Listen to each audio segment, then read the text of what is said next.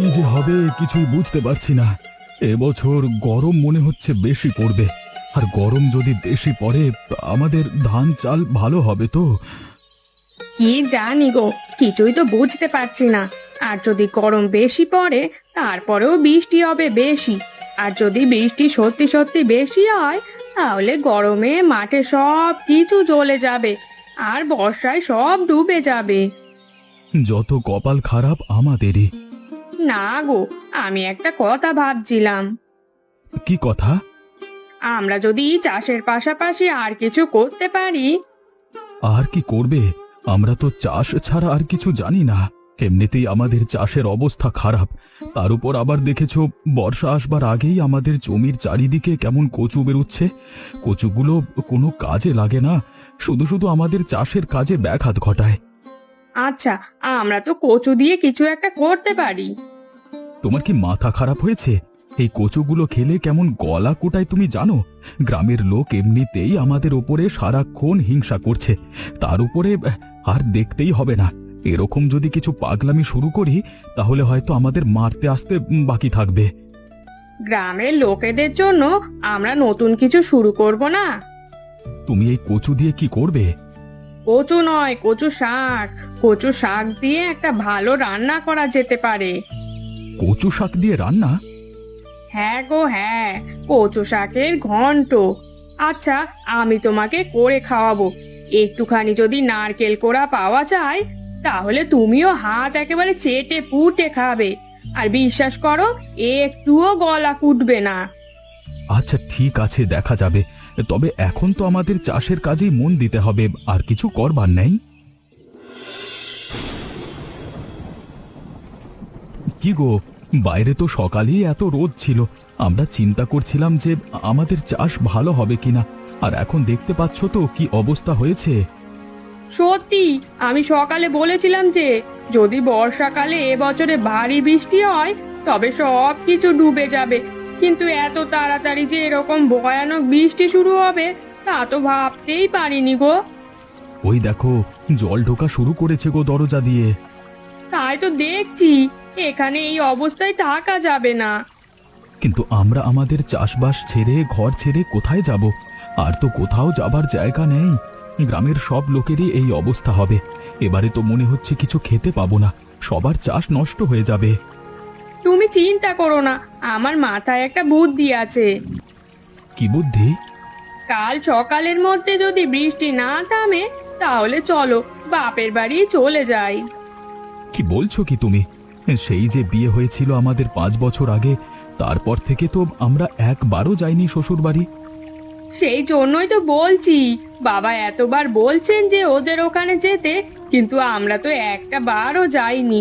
আর তাছাড়া বাবার ওই গ্রামে চাষি হিসেবে একটা নাম আছে। হয়তো আমরা নতুন কিছু শিখতে পারবো, নতুন কোনো রাস্তা খুলে যাবে আমাদের জন্য। বলছো তুমি? হ্যাঁ গো। ওগো, আজকের রাতটা কাটবে তো? আমার তো খুব ভয় করছে, মাথার উপর ভেঙে পড়বে না তো? আজকে রাতে আর ঘুমালে হবে না। চলো দুজনে মিলে এরকম ভাবেই জেগে বসে থাকি, না হলে রাতে যে কখন কি হয়ে যাবে বোঝা যায় না। আমি আর পারছি না, আমার খুব ভয় করছে। দেখো দেখো, ওদিকটাই কেমন ভেঙে পড়েছে। এবার তো সব কিছু ভেঙে পড়বে। চলো চলো, এখনই পালিয়ে যাই। কিন্তু এইভাবে তো পালাতে পারবো না। বাইরে যদি যাই তাহলে এই তুমুল বৃষ্টি আর জলের মধ্যে ডুবে যাব। তার থেকে বরং আমি এই ভেঙে পড়া কাঠ আর বাঁশগুলো এক জায়গায় করে একটা ভেলা জাতীয় কিছু তৈরি করবার ব্যবস্থা করি। তাতে করেই ভেসে ভেসে আমরা নয় শ্বশুর বাড়ি যাব। হ্যাঁ, তাড়াতাড়ি চলো, তাই করা যাক। বাবা, ও বাবা, তুমি কোথায়? দেখো, আমরা এসেছি। এত বছর পর তোমার কাছে বিপদে পড়ে এসেছি। বাবা গোপাল, এতদিন পর তুমি এসেছো বাবা। আয় মা আয়, কিন্তু তোদের এ কি অবস্থা? বড় বিপদে পড়ে এসেছি বাবা। আপনি অনেকবার বলেছিলেন এর আগে আসতে, কিন্তু আমাদের ওই অভাবের সংসারে আর চাষের কাজ সামলে আসতে পারিনি। কিন্তু এবারে আমাদের সবকিছু ভেসে গেছে বন্যায়। তাই তোমাদের জন্য চিন্তা হচ্ছিল কয়েকদিন। তোমাদের ঘরটার অবস্থা তো খুব একটা ভালো নয় আশা করি।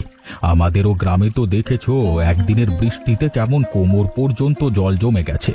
তা ভালোই করেছো, আমাদের কাছে শান্তিতে থাকতে পারবে। আসলে একটা কথা বলবো? হ্যাঁ বলো না বাবা, কি বলবে? আমরা আপনার কাছে বোঝা হতে আসিনি। আপনি যদি নতুন কিছু আমাদের শেখাতেন তাহলে আমরা নতুন করে সবকিছু শুরু করতে পারতাম। ছি বাবা ছি, এটা তুমি কি বলছো? মেয়ে জামাই কি কখনো কোনো বাপের কাছে বোঝা হতে পারে? তোমরা আসায় আমি খুব খুশি হয়েছি। আর তাছাড়া আমরা তোমাদের কতদিন দেখিনি। আজকেই তোমার শাশুড়ি মা একটা বিশেষ রান্না করছিল, মিতালির বড় পছন্দ। আশা করি তোমারও ভালো লাগবে। এসো বাবা, তোমরা ভেতরে এসে আগে হাত মুখ ধুয়ে একটু বিশ্রাম করো। দেখো বাবা, এই জিনিস তো তোমাদের গ্রামে খাওয়ার রেওয়াজ নেই, তবে আমাদের গ্রামেও আগে খাবার রেওয়াজ ছিল না। কিন্তু গতবারের বৃষ্টিতে আমাদের সব কিছু ডুবে যাওয়ার পর তোমার শাশুড়ি মা এই বিশেষ রান্নাটি করে গ্রামের সবাইকে খাইয়েছিল অনেক দিন। তারপর থেকে এখন সবাই এই রান্নার সুনাম করে। অবশ্য ছোটবেলা থেকে মিতালি খুব ভালোবাসে এটা খেতে। নাও বাবা, খেয়ে নাও।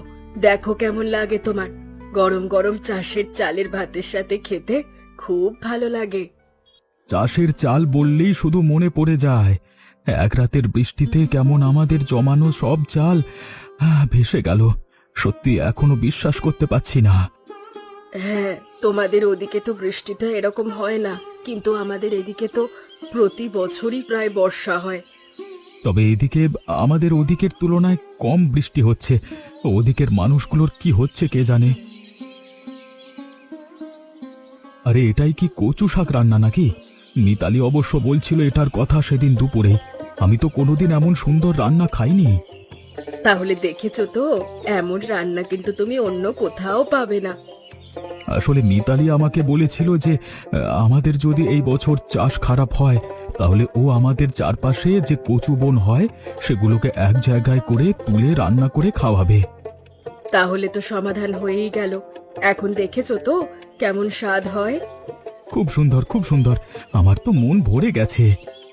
বেটা, তুই কি ভেবেছিলিস ওই গ্রাম থেকে পালিয়ে এসে এখানে আনন্দ করে শ্বশুর বাড়ি বসে ভুরি ভোজ খাবি? হ্যাঁ, আমার নাম নিতাই। তোরা জানিস না যে আমি তোদের কি করতে পারি? তোদের পেছন পেছন যে আমিও এখানে এসে হাজির হয়েছি সেটা তোরা বুঝতে পারিসনি। তবে বুঝিয়ে দেব খুব তাড়াতাড়ি তোদেরকে। এই আনন্দ করে কচু শাক খাওয়া আমি বার করব। এই খাবার তোদের পেটে হজম হবে না, আমি সেই ব্যবস্থা করে তবে ছাড়বো। হ্যাঁ, তোমরা তোমরা তো এই গ্রামে ভালোই আছো। তোমাদের পকেটেও পয়সা নেই, পেটেও খাবার নেই, আর মাথাতেও বুদ্ধি নেই। আছো কি করে বেঁচে তোমরা? অবশ্য এইভাবে আছো বলেই বাইরের গ্রাম থেকে একজন এসে তোমাদের মাথা মুড়িয়ে ঘোল ঢালতে পারছে। কি বলছিস কি তুই নিতাই? ছিলিস তো ভালো নিজের গ্রামে, হঠাৎ আবার এখানে এসে জুটেছিস কেন? আমি কেন এসে জুটেছি সেটা কৈফিয়ত না নিয়ে গোপাল কেন এসেছে এত বছর পরে শ্বশুর বাড়িতে উঠেছে তার খবর রেখেছো তোমরা? কেন, সবাই জানে যে তোদের গ্রামে বন্যা হয়ে সব ডুবে গেছে, ওদের বাড়ি ভেঙে গেছে, তাই শ্বশুর বাড়িতে এসেছে। এর মধ্যে খারাপটা কি দেখেছিস তুই? খারাপ তো তোমাদের কিছু চোখে পড়ে না, কিন্তু এতদিন যে ধান চাল বিক্রি করে মোটা টাকা জমিয়ে লুকিয়ে রেখেছিল সেই সব নিয়েই তো এসে উঠেছে ওই বুড়ো বাড়িতে, মানে বুড়োর বাড়িতে। শোনো, তোমরা বোঝো না, কিন্তু আমি জানি এই সব হচ্ছে ওদের একটা চালবাজি। ঠিক আছে, এখন ওদের মধ্যে পরিকল্পনা চলছে। দুদিন পর দেখবে এই গ্রামের মধ্যে সব থেকে বড় লোক হয়ে বসে আছে, তখন তোমরা আঙুল কামড়াবে। কি বলছিস কি তুই? চাষ করে কেউ অত পয়সা রোজগার করতে পারে? আর তাছাড়া হরিপদবাবু খুব ভালো মানুষ। ভালো মানুষ না ছাই, আর চাষ করে টাকা কামিয়েছে কি অন্য রাস্তা আছে সেটা কি তুমি দেখতে গেছো? আর তোমরা ভেবো না আমিও এখানে এমনি এমনি এসেছি, তোমাদের সতর্ক করতে এসেছি। এখন তোমরা সতর্ক হলে ভালো, না হলে নিজেরা বোঝো। যেমন তোমরা ভিখিরি হয়ে এতকাল থেকেছো, ভবিষ্যতেও তাই থাকবে যত সব। না না, এ কথা তো ভালো নয়। ওদের ওপরে লক্ষ্য রাখতে হবে। শোনো ভাই, যত যাই হোক হরিপদবাবু বিচক্ষণ মানুষ। আমাদের গ্রামে ওর মতো চাষি একজনও নেই, তাই আমরা এখনই কিছু করব না। লক্ষ্য রাখবো যে ওরা কি করছে, তারপর নয় একটা বিচার সভার আয়োজন করা যাবে। কি গো, দোকান তো আমরা খুলে ফেললাম, কিন্তু কেউ আসবে তো? শ্বশুর মশাইয়ের নাম খারাপ করবো না তো আমরা শেষ পর্যন্ত? তুমি চিন্তা করো না, গ্রামে মায়ের হাতের এই রান্নার একটা সুনাম আছে। আর তাছাড়া মা আর আমি দুজনে মিলে রান্না করছি। দেখবে আমাদের কচু শাকের ঘন্ট খেতে ঠিক লোকে আসবে, কারণ সবাই এই খাবার মায়ের কাছে খাওয়ার জন্য বায়না করে। আসুন আসুন দাদারা, আমি আপনাদের গ্রামেরই জামাই। বড় অসহায় অবস্থার মধ্যে পড়ে এখানে এসে এই দোকান দিয়েছি। আপনারা যদি দয়া করে খান আমাদের খুব ভালো লাগবে। আমাদের গ্রামে চিটিংবাজি করে হয়নি, এখন এই গ্রামে এসে যে চিটিংবাজি করতে, হ্যাঁ? আরে নিতাই, তুই এখানে কি করছিস? কেন তোমরা আসতে পারো আর আমি আসতে পারি না? আজকে এই গ্রামে তোমাদের নিয়ে কথা হচ্ছিল, এই খাবার কেউ খাবে না, এই কেউ তুলে দাও তোমরা। সে কি, খাবার তুলে দেবো কেন? তুই আমাদের পেছনে এরকম ভাবে লেগেছিস কেন? হ্যাঁ, দেখো, আমরা ভালো করে জানি তোমরা যে ধরনের মানুষ। এখানে এমনি এমনি আসোনি, এসেছো নিজেদের স্বার্থ নিয়ে। তাই আমি কিছু করিনি। এই চারিদিকে তাকিয়ে দেখতে পাচ্ছ তো, এই লোকজন এখানে এসেছে তোমাদের দোকান বন্ধ করে দিতে। আজকেই তোমাদের দোকানের শুরু, আর আজকেই যেন শেষ দিন হয়, কথাটা মনে রেখো। চললাম বস, এই চলেছো তোমরা। সোমা, অনেকদিন তো আমরা এইভাবে দেখাশোনা করছি লুকিয়ে চুরিয়ে, কিন্তু এভাবে আর কতদিন করব? আমি ভাবছি এবারে বাবাকে বিয়ের কথা বলবো। হ্যাঁ, কি হলো, তুমি কথা বলছো না কেন? এরকম মুখ করে রেখেছো কেন? হ্যাঁ, তো কি করব শুনি? তুমি কোন ইচ্ছায় আমাকে ভালোবাসার কথা বলো? শুধু টাকা থাকলেই তো আর বিয়ে করে আমাকে খুশি রাখতে পারবে না। তার মানে? তুমি মানুষের ভালো থাকার গুরুত্ব বোঝো? ভালো মানুষের গুরুত্ব যেদিন বুঝতে শিখবে সেদিন তুমি আমাকে বিয়ের কথা বলবে, তার আগে নয়। কিন্তু কেন, কি হয়েছে? হঠাৎ করে তুমি এরকম পাগলের মতো কথা বলছো কেন? আমার কথা তো পাগলের মতো মনে হবে তোমার। কেন, তুমি জানো না যে আমাদের বাড়িতে এত বছর পর দিদি জামাইবাবু এসেছে? হ্যাঁ, সেটা তো জানি, কিন্তু তার সাথে আমাদের বিয়ের কি সম্পর্ক? তাদের সবকিছু বন্যায় ভেসে গেছে। এখানে এসে তারা নতুন ব্যবসা শুরু করেছে, কিন্তু একজন শয়তান ওই গ্রাম থেকে এসে এখানে সমস্ত গ্রামবাসীদের মিথ্যে বুঝিয়ে তাদের ওই সততার ব্যবসা নষ্ট করে দিয়েছে। মায়ের এত ভালোবাসার রান্নাকে এই গ্রামের মানুষের কাছে বিষিয়ে তুলেছে। তুমি যদি এর কোনো প্রতিকার করতে না পারো, তাহলে আমার পক্ষে তোমাকে বিয়ে করা সম্ভব নয়। কি বলছো কি তুমি? হ্যাঁ, আমি ঠিক কথাই বলছি। তুমি বলো যে তোমার বাবার অবর্তমানে তুমি এই গ্রামের প্রধান হবে, কিন্তু প্রধান হয়ে তুমি কি তোমার দায়িত্ব পালন করবে?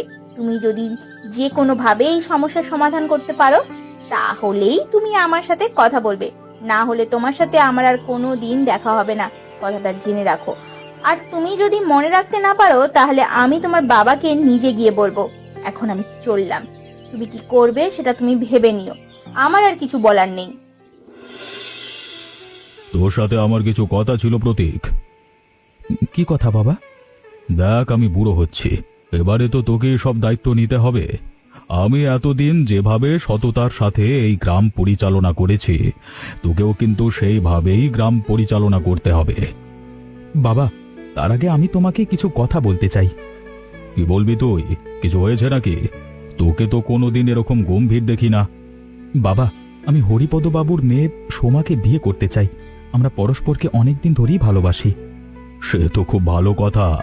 তোদের দুজনেরই বিয়ের বয়স হয়েছে, আর সোমার বাবা এই গ্রামের সম্মানীয় ব্যক্তি, আর সে নিজেও মেয়ে হিসেবে খুব ভালো।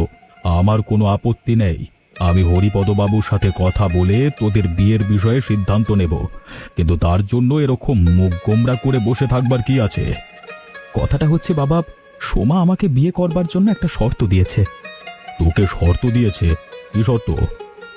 নিতাই নামের একটা শয়তান ওদের দিদিদের গ্রাম থেকে এসে ওর মায়ের বানানো কচু শাকের ঘন্ট নিয়ে ওর দিদিরা যে ব্যবসা শুরু করেছিল সেটা বন্ধ করে দিয়েছে। কথাটা আমার কানে এসেছে অবশ্য, কিন্তু পুরো ব্যাপারটা জানি না। আসলে ওর দিদিদের সবকিছু ভেসে গেছে, আর ওই নিতাইটা হচ্ছে 1 নম্বরের গুজববাজ লোক। ওর কথায় বিশ্বাস করে আমাদের গ্রামের লোকেরা এখন ওদেরকে অপমান করছে। তাই ও বলেছে আমরা যদি নিতাইকে শাস্তি দিয়ে উচিত বিচার করতে না পারি, তাহলে আমাকে বিয়ে করবে না।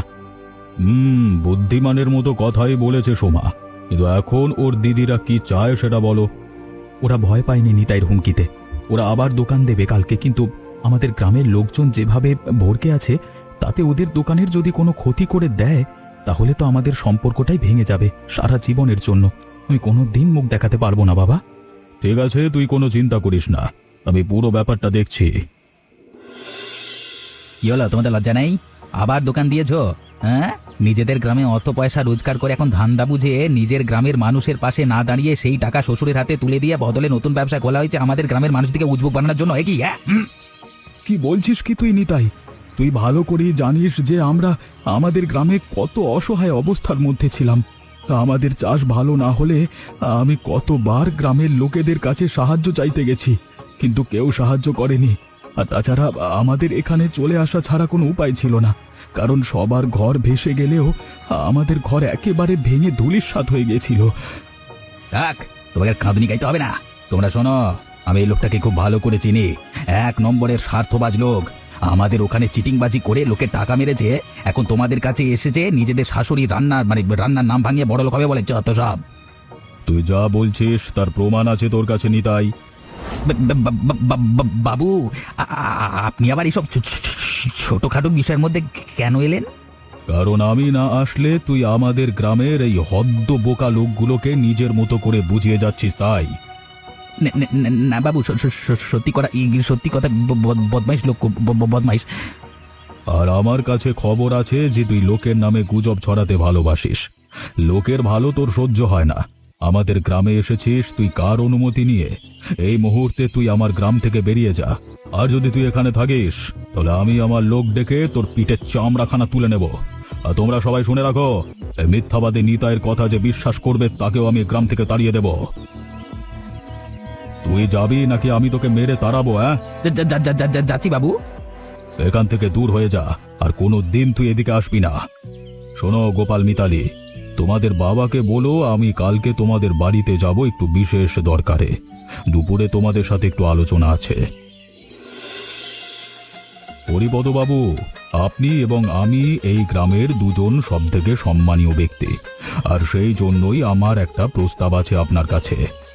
কি যে বলছেন বাবু, আমি একজন সামান্য কৃষক আর আপনি হচ্ছেন এই গ্রামের প্রধান। তাতে কি হয়েছে? এমন সুন্দর কচু শাকের ঘন্ট খেতে খেতে সামাজিক অবস্থান আর মনে থাকে না, আর মনে রাখতেও হবে না সেসব কথা। কারণ আমার ছেলে এবং আপনার ছোট মেয়ে পরস্পরকে ভালোবাসে, তাই আমি আপনার কাছে তাদের বিবাহের কথা বলতে এসেছি। এমন কিছু একটা আমিও সন্দেহ করেছিলাম, তবে আপনার মতো এমন গণ্যমান্য মানুষ যে বিষয়টা এত সহজে মেনে নিতে পারবে এটা তো কোনোদিন ভাবতেই পারিনি। এখন সেটাই সত্যি করতে হবে। আমি সামনের সপ্তাহে একটা দিন ঠিক করতে চাইছি। ঠিক আছে, আমার কোনো আপত্তি নেই। আর গ্রামের মধ্যে যে লজ্জাজনক ঘটনাটা ঘটলো তার জন্য আমি দুঃখিত। সেজন্য বিয়েবাড়ি উপলক্ষে আমি গ্রামের সবাইকে আনন্দ করে ভোজ খাওয়াতে চাই। কালকে থেকেই তাহলে দুজনে মিলে নেমন্তন্ন করতে বেরোনো হবে। দেখলে তো, অবশেষে সবাই আমাদের দোকানটাকে মেনে নিয়েছে। তুমি তো প্রথমে বলেছিলে যে কচু শাক কেউ নাকি খাবে না। অনেক সময় নিজের ভুল প্রমাণিত হওয়াতে নিজেকে খুব ভালো লাগে। আর তাছাড়া আমাদের এই ঝামেলাটার মাধ্যমে দুই গ্রামেই শান্তি ফিরে এসেছে। ওই নিতাই আর কোনো দিন সাহস করবে না কারোর কোনো ক্ষতি করবার। দেখেছো, আমাদের গ্রাম থেকে কিছু মানুষ এখানেই আসছে। আরে, ওরা তো আমাদের দোকানের দিকে এগিয়ে আসছে। এরা সেই মানুষ যারা আমাদের গ্রামে থাকতে আমাদের কোনোদিনও সাহায্য করেনি। তাতে কি হয়েছে? আমরা এখন গুছিয়ে গেছি বলে আমরা প্রতিশোধ নেব না। আমরা সবাইকে নিয়ে একসাথে ভালো করে চলবো।